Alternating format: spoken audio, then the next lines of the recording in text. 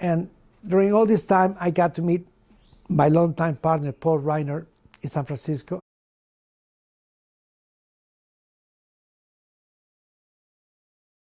And when I went to Chicago, he went to pick me up, and we drove in a car that was my car there, all the way from Chicago to San Francisco.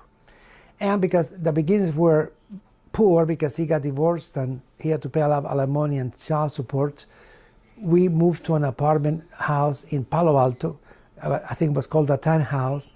And then after 1 year, we went to Redwood City on Elm Street to a nicer apartment.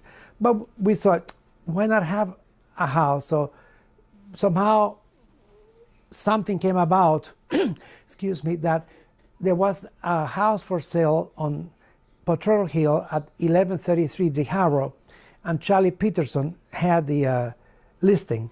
So he worked the deal so we could buy it. It was a distress sale, and it was a fixer-upper. But Paul, in those days, I don't know, he got the energy working too many hours and coming home and fixing the houses and so on.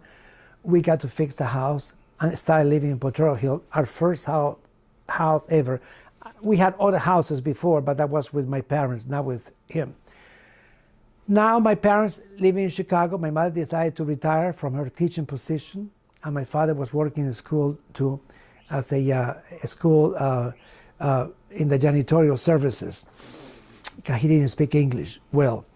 They both retired, and they went to San Francisco. There was an opportunity of a house, another horrible fixer-upper, in Potrero Hill on Rhode Island. And we bought a house, and here come my parents with my aunt alive, because my grandmother and my grandfather had already passed away in Chicago, and with Adonis, my parents' German Shepherd, and I believe one of my mom's small Pekingese. This was in the early 70s.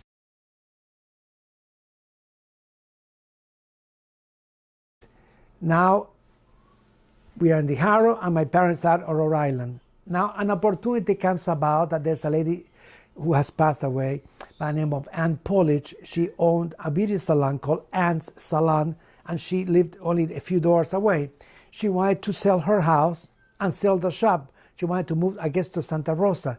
So when we heard about that, we approached her, we bought the salon, and after 1 week of fixing the shop, after she left, Heri, the hairstylist of the stars, came about. Heri, H-E-R-I, is my real name, because David de Alba is a stage name. So the shop, I had all these experiences working with wigs and makeup and all the high fashion styling I learned, excuse me, during the 60s in Chicago. So I got to do fancy hairdos. A lady told my mom, who became my personal secretary, and was nice, but she did the hair okay. At least it felt clean when she did my hair.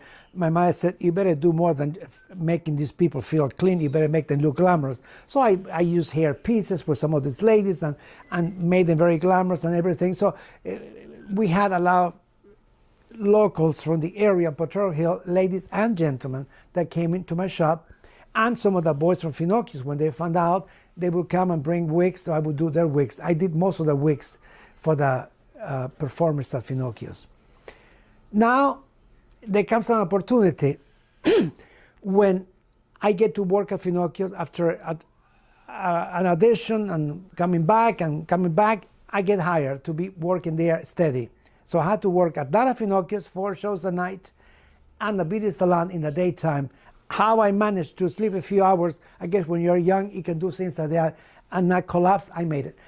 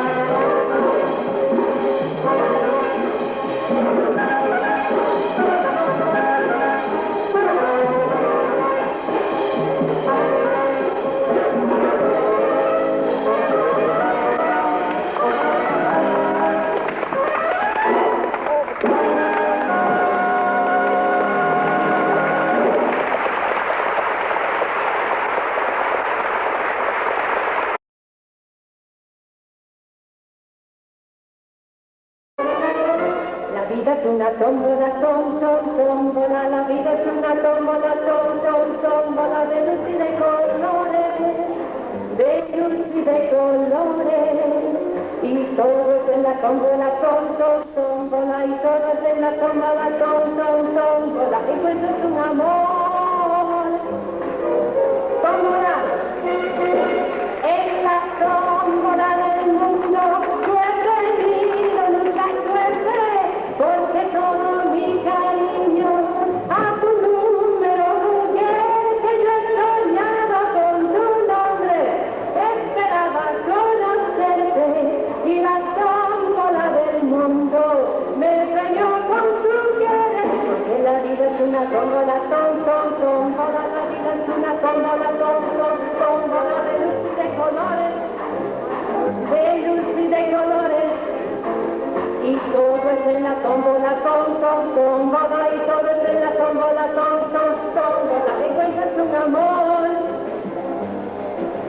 tómbola, la vida es una tómbola, tómbola, la vida es una tómbola, tómbola, de luz y de colores, y todo es en la tómbola, tómbola, y todo es en la tómbola, tómbola, encuentras un amor.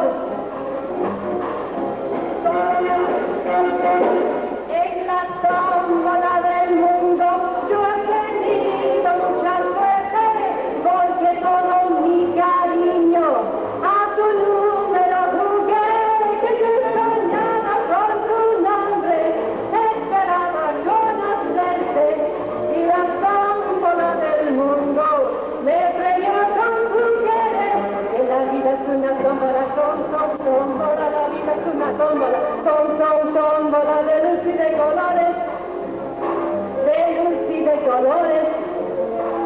y todo es en la tómbola, tómbola, y todo es en la tómbola, tómbola, encuentras un amor, tómbola, tómbola, tómbola, tómbola, tómbola, tómbola, tómbola,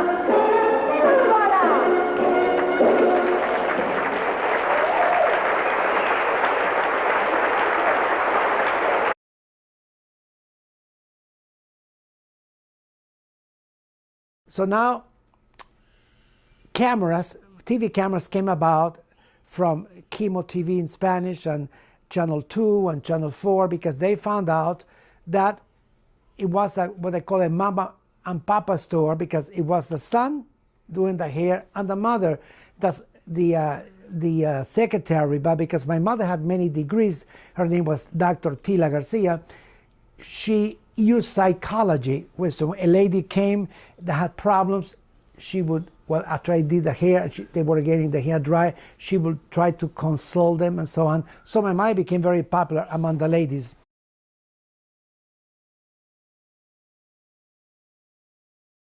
In the shop, and also with the men too that came, some gentlemen who I cut their hair. So after these documentaries take place, I understand that there was a movie to be filmed, a pilot for a TV movie by the name of Spies, S-P-I-E-S, starring Tony Curtis. And Lorimar Productions selected my shop. But what was most interesting was that we went to eat quite often to the brasserie, I think it was called, at the Fairmont Hotel, a very fancy little restaurant, to have Oscar pancakes. And a lot of times you would see the Mills brothers, some of the performers that worked at the Venetian room eating in the middle of the night. And I knew one of the hosts there. So one night, producers from the Lorimar Productions came and said to him, I guess they knew him, we have shot every beauty shop in town, and every time we send it to Hollywood, they don't like it. From the fanciest Vidal Sassoon shops to other shops. He said, well, I think you may like this shop, and then he explained about my salon at 18th and Kansas. So after they had breakfast, I guess at 3 o'clock in the morning, they went and they took photos of my shop from the outside. I guess what saved the ship was they were allowed movie stars photos on the wall of movies that, of stars that have met me, who autographed personally their photos to me. So when they sent these photos to Hollywood, they said, this is the shop we want to use. Now I get notified that Tony is coming to shoot. And the day of the shooting, of course, he arrives, and his producer and the director and the lady co-star, I forgot her name now. And before shooting, he started talking to the ladies in the shop and to my mom, and then one of the ladies, Aida Corvair, was one of my best customers. She said, oh, I have to go to my house to bring a photo so you can autograph it. She ran to her apartment. She came back and she said, Tony, please autograph it. It was her wedding picture. He said, are you sure you want me to? Yes, yes, please. Now, one lady that used to do her hair, Joan Garrison, who was very theatrical in her ways, this incident I will never forget. Tony Curtis says, may I use your bathroom? He goes to the bathroom, he comes out. Joan says, I have to go to a bathroom too. I was doing her hair. And when she comes out, she sits on my chair and she says, now I can tell everybody I sat in the same John that Tony Curtis sat. Now, Tony Curtis didn't expect that, so he gets close to me and he says, spanking his fanny. I didn't know my fanny was famous too. So he says, you have all these pictures of these stars. Most of them were my friends, they are dead, but I am not there. I said, no, because they gave me the pictures autographed, and you don't have a picture now that you can autograph from me so I can put it up. I said, but I brought you a long-playing record of you with Jack Lemmon and Marilyn Monroe from the movie Some Like It Hot. So he autographed the record for me.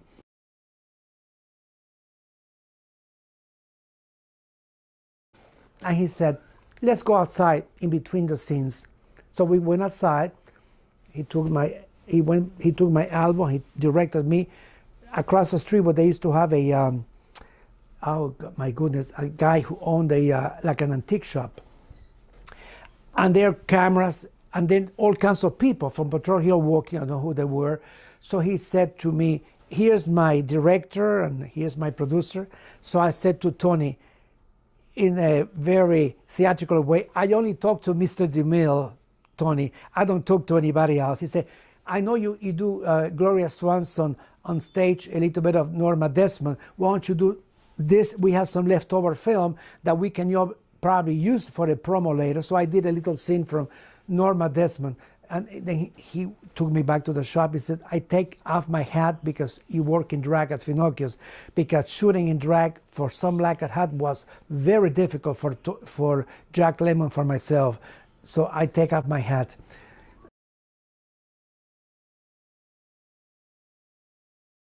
Now the scene was that I was supposed to have his co-star sitting on my chair, and then he walks into the shop, she gets up, and then he pays my mother for her for my services, and they leave. It was very short.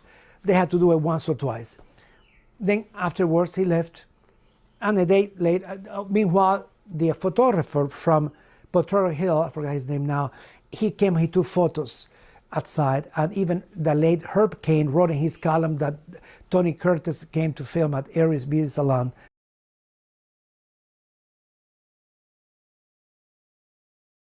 Two or 3 days later, it was like an earthquake that hit. There were people outside my shop with cameras taking photos of the shop. There was no more filming.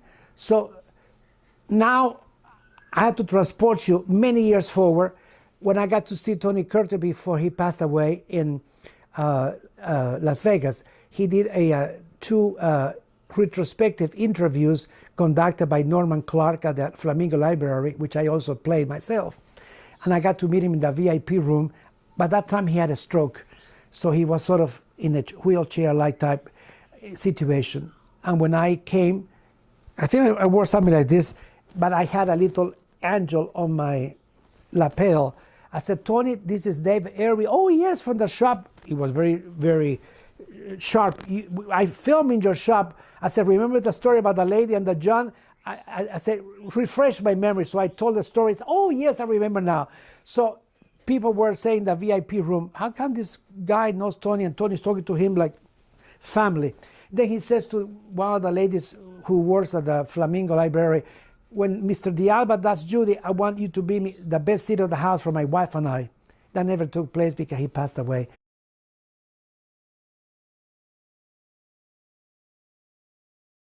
Oh, but he says to me, thank you for dressing up for me.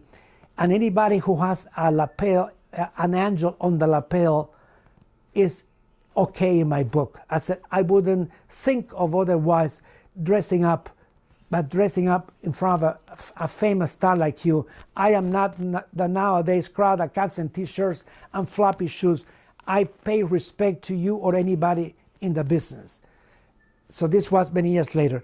Now, going back to Potrero Hill, when I got to meet, to work at Finocchio's, of course, many interesting things happened. Like one day, my mother says at a beauty salon, Heri, that's my real name, Mrs. Finocchio called, she wants to come to the shop. She wants to come to the shop.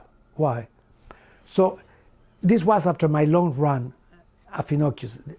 So Mr. Finocchio came with Mr. Finocchio, and there comes a black limousine, big car like a Cadillac. And Joe Finocchio comes up with his Italian accent, and Eve behind him. He says to every lady, hello, I am a Joe Finocchio. If you ever come to my club, Finocchio Club, you tell me you are De Alba as a customer, you come in free, and you can bring somebody with you. He's talking to the ladies there, and Eve Finocchio comes, very Joan Crawford-like. She says, David, keep doing what you're doing. I was doing somebody's hair. The lady's name was Alba Medica, I still remember. I was doing a flip. She says, keep doing your hair, just listen to me. She told me a story as if I didn't know her club. I worked for a long time for her. She said, Carol Wallace, the MC, is sick. So you have to fill in for me as the MC maybe for 2 or 3 weeks. Remember, the lights are here and the sound. I knew that already. And Joe Finocchio said, listen, boy, because you're helping us, we are on a bind. Instead of parking far away, what you always do, you can park next door to us, and we pay for the parking lot. Well, I couldn't afford to pay the parking lot because they charge by the hour, so that was only for the tourists. So I parked there, and there I was emceeing the show for the first time because I was hired before as a singer. And one of the waitresses, Jeannie, who was married to René de Carlo, the international dancing star from Mexico, said to me, oh, David, Mr. Finocchio was bragging how wonderful that you came to help, because he says without the MC, the show cannot go on, because the MC is the one who introduces the act. He is so grateful to you, as I'm surprised because they never want to give you a compliment because they think our heads will get as big as a watermelon and we're going to ask for a raise. So I'm shocked he was complimenting me. So then, of course, there's many interesting anecdotes about Finocchio's. Well, you know what, before you go on talking about Finocchio's, I'd like to hear a little bit more about Potrero Hill and okay. What was the neighborhood like? Yeah, Potrero Hill was at that time a transitional neighborhood, and the snobbish real estate agents, I'm sorry to say that, from areas like Nob Hill would say, we will never bring our customers to your area. They had at that time the projects and so on, but they had a lot of wonderful Polish and Italian people, so in between some of the so-called bad seed, there were a lot of interesting, and that's why we could afford to buy it, because now it's impossible to buy. The house we bought is now worth over $1 million. I couldn't afford to go back. So it was there was a hippie type atmosphere near the goat pizza. They were all Italians. I did their hair. Most of the people I did their hair were older, over 40. But I didn't have time to congregate much because I would go from the house to my shop, from the shop to go to eat. Sometimes we went to eat a lot on Mission Street to a wonderful Chinese restaurant, Chinese-American restaurant called Sincere Cafe, which was very inexpensive with very good food. Then I had to rush home, bathe, go to Finocchio's, go to sleep, and come back next day. So I remember fondly, of course, Cicerone Realty, Peterson Realty, Atchison's Pharmacy, which I'm sure is gone, and some little, there was not that many shops when I was there. And of course, I had to take care of my parents, so I would take care of my mom to take her to the doctor and so on. So my life in Potrero Hill was very busy.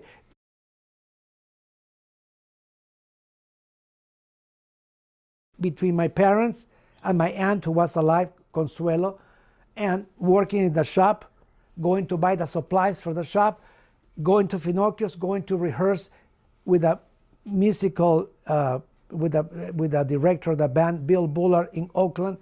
So I remember Potrero Hill as our first homes in California for Paul and myself and for my parents. My mother used to say to me, the best times we had were in California. Now, because I had a very bad incident that somebody broke into our home in Potrero Hill and they stole many things, including two very rare lamps that belonged to the Odeon Cafe. I only have one left. We got nervous and we decided to move to Brisbane, but I kept my shop all the time, Brisbane, and from Brisbane we went to San Mateo because Paul and I and my mother, we were like gypsies. We wanted to improve having a house with a bigger yard, with a beautiful canyon view. We wanted to taste life, not just get stagnant. So we landed up at the end moving to Santa Cruz, which was my Shangri-La, because there we had an acre and a half of land with two flowing creeks behind, mature trees that were old trees, the beach maybe 20 minutes away, and still commuting to the beauty salon in Potrero Hill, and still commuting. Anytime Mrs. Finocchio called me, David, can you come to work tonight? There I go. So then the sad part came about when, after many years, the company that Paul worked for, Granger Associates, sold out, and the new company took over, and all the big shots like Paul were out.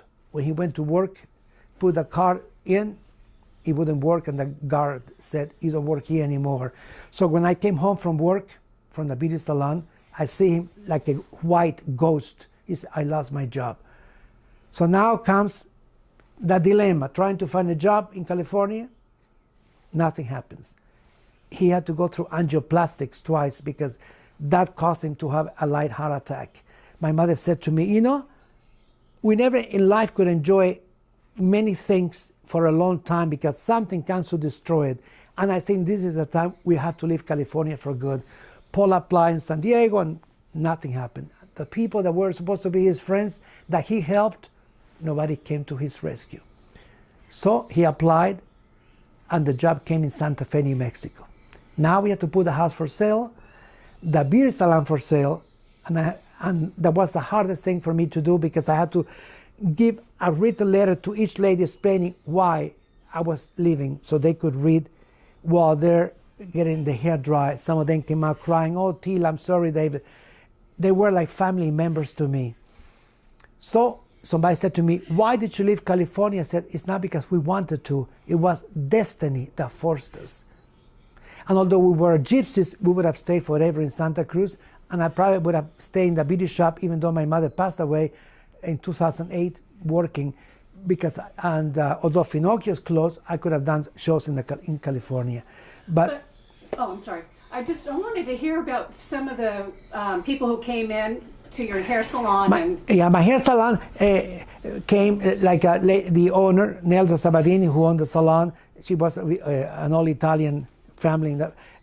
Many Italian ladies that lived in the neighborhood. John Garrison, whose husband had the cleaners down the street. Men and women that live in the neighborhood who already were customers of Anne's, and some that came new from the TV documentaries they did on me, and they said, oh, we heard about you, and so on. So it was a family shop because we had not children, but mostly ladies and a few gentlemen that came for their hair. I did wigs. I have some customers that would bring wigs to me from San Jose, a wonderful customer, Kyoko Sagimori, a Japanese lady who followed me everywhere. So I have very faithful customers. Even people from Lake Tahoe will come in once in a while to have a haircut by me because they heard about me. So that kind of a family was broken as we had to leave California. And it took a long time for me to mend the heart, because I said to my mom, this is very difficult. And one thing was very difficult too was that the owner of La Cache from Los Angeles, he met me before once, and he said, if we ever open a drag show in California, I call you. 2 days before Esco closes, he calls me in Santa Cruz, Mr. De Alba, would you like to be our Judy for La Cache's opening? 1 block from Finocchio's, of all places. And I said, I'm sorry, I have to leave California for New Mexico. So that was the hardest thing for me, to turn down a show job. So when I remember Potrero Hill, I remember fondly the salon, my mom working with me, Tony Curtis coming to the shop.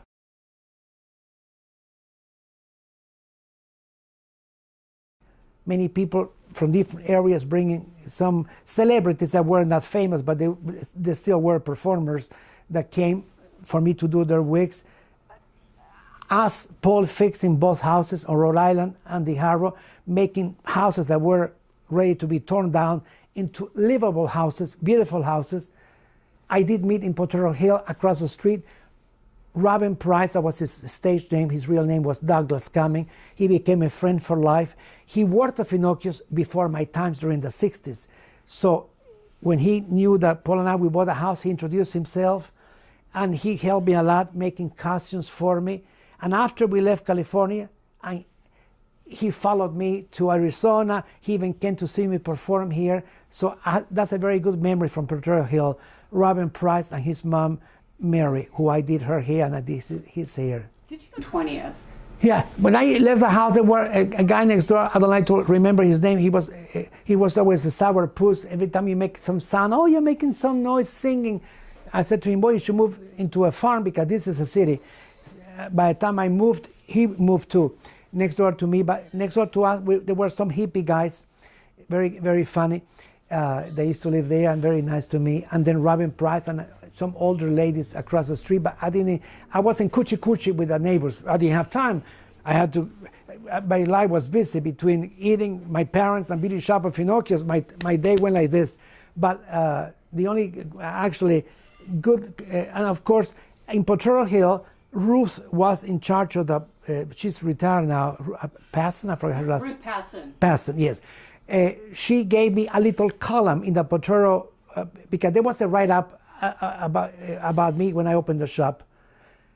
And later on, Ruth gave me a little column, Ask Heri the Hairstylist, in which people would write in to her and ask questions, and I would answer how to do this, how to do that. I still remember there was a lady, I think it was a black lady, who came to interview me, and she looked at all the photographs. And I don't like to be politically correct, because it takes away all the essence, trying to be funny nowadays, trying to cover things with a band-aid. She says to me very, very clearly as she interviews me, I don't see any black entertainers on the photographs. I said, well, you have to look closer. Lena Horne is there, Nancy Wilson is there, and another black entertainer. Unfortunately, the ones I met in San Francisco were white entertainers. But I mean, and later on in my life, I got Johnny Mathis on the wall, and I got, but that's the first thing she said. Peter Lina thought he got a kick of that. I said, there's 2 of them, and autographed very nicely to me. Nancy, and I said, I had many black entertainers I met in life, like Ella Fitzgerald, and many of them that I liked, like Sammy Davis Jr. I said, but I don't control the photos that are given to me by people who come to see me at Finocchio's. Oh, okay. But I thought it was funny for her to say that to me all of a sudden. But anyway, those are So was it? I'm just curious. So there was kind of a hippie. The hippies were coming in. You had either some hippies left over, the older Italian ladies that were in their 60s that were there forever, a few Polish ladies I did, then a mixture. I didn't hang around enough to go to a nightclub. I don't think it was a nightclub at that time, but from what I gathered from the people coming to my salon, they were, like I said, a mixture of Slavic people, Polish people, Italians. I love Italians. And most of them were straight people that came to my shop. I have very few gay men that came for haircuts, they're mostly straight ladies and gentlemen. So it's a mixture of things. And of course, some of the entertainers from Finocchio who brought the wigs to me, and I did their wigs. And one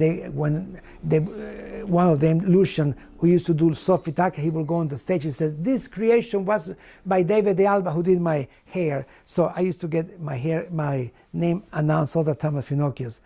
But this is mostly what I remember about Potrero Hill. Of course, the thing that bothers me is how time changes. When the earthquake happened and prices went, instead of down, berserk, going higher and higher. When we tried to sell on Potrero Hill, it was a nightmare with open houses and open houses in the 80s. It was almost impossible to sell. Finally, the buyers came. But then when the earthquake happened and the agent, one of our agents called us, a lovely Japanese lady, Mio Canlan, she said to my mother and I, "Can you imagine, Mr. Garcia, when we had to do open houses for you and your sons? Now you put a house for sale in Potrero Hill and you get sometimes 5 offers within less than 3 days, and they are fighting for it. No more open houses." My mother said to her, "It doesn't surprise me, Mio, because everything we did in life, it took a lot of hard job, and we had to perspire a lot to get. We never got anything easy in a gold platter like some people. We have to get it. Sometimes it took so much effort to get it that I said to my mom, by the time we get the finished product, I am so exhausted, I cannot enjoy it because I'm just dead beat. It's much easier if something came in an easier way, and not with such, and that's a persecution from Cuba. So when I start telling you in my flashbacks about my Cuban beginnings, then you'll understand how things came about.